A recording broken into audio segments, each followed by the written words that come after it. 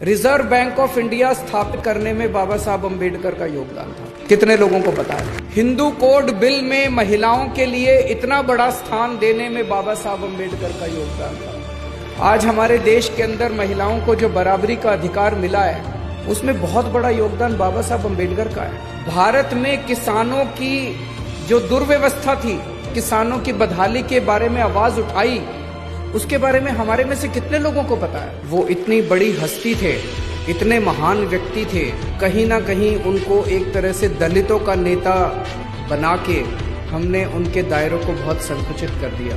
उन्होंने अपने जीवन में दलितों की तो आवाज़ उठाई ही उठाई। वो खुद उस समाज से आते थे, उन्होंने खुद अपने जिंदगी में बहुत संघर्ष किया, लेकिन उन्होंने समाज के हर उस वर्ग की आवाज उठाई जो समाज का वर्ग दबा हुआ था, कुचला हुआ था और जो अन्याय झेल रहा था।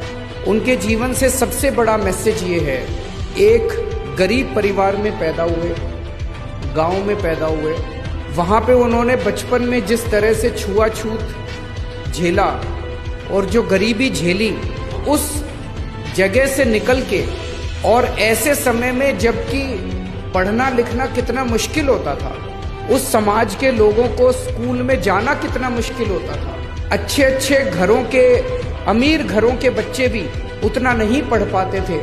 ऐसे में बाबा साहब अम्बेडकर ने इतने गरीब परिवार से निकल के और डबल डॉक्टरेट की डिग्री ली, कोलंबिया यूनिवर्सिटी से पीएचडी की और लंदन स्कूल ऑफ इकोनॉमिक्स से पीएचडी की। मैं समझता हूँ आज की डेट में भी 2019 में कोलंबिया यूनिवर्सिटी से और लंदन स्कूल ऑफ इकोनॉमिक्स से, दोनों से डिग्री लेना, डॉक्टरेट की, पीएचडी की, हर व्यक्ति के बस की बात नहीं है। रिजर्व बैंक ऑफ इंडिया स्थापित करने में बाबा साहब अम्बेडकर का योगदान था। कितने लोगों को पता है? हिंदू कोड बिल में महिलाओं के लिए इतना बड़ा स्थान देने में बाबा साहब अम्बेडकर का योगदान था। आज हमारे देश के अंदर महिलाओं को जो बराबरी का अधिकार मिला है, उसमें बहुत बड़ा योगदान बाबा साहब अम्बेडकर का है। भारत में किसानों की जो दुर्व्यवस्था थी, किसानों के बारे में उन्होंने इतने कदम उठवाए और इतने उन्होंने किसानों की बदहाली के बारे में आवाज उठाई, उसके बारे में हमारे में से कितने लोगों को पता है? बाबा साहब अम्बेडकर ने ऐसा संविधान दिया है हमारे देश को।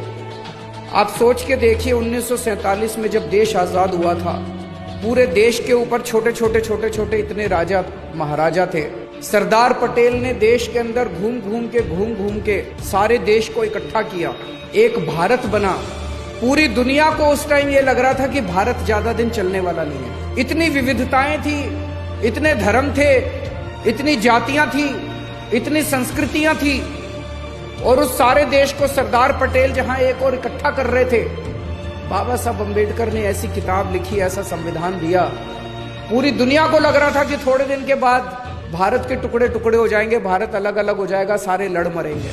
लेकिन बाबा साहब अम्बेडकर, आज 70 साल के बाद भारत अलग होने की बजाय धीरे धीरे भारत एक होता गया है। हम सारे लोग एक होते गए हैं, भारत इकट्ठा होता गया है। और ये इस किताब की वजह से है, जो संविधान बाबा साहब अम्बेडकर ने इतना खूबसूरत संविधान लिखा, जिसमें सबकी एकता की बात है, सबकी आज़ादी की बात है, बोलने के अधिकार की बात है, सबकी बराबरी की बात है, जीने के अधिकार की बात है।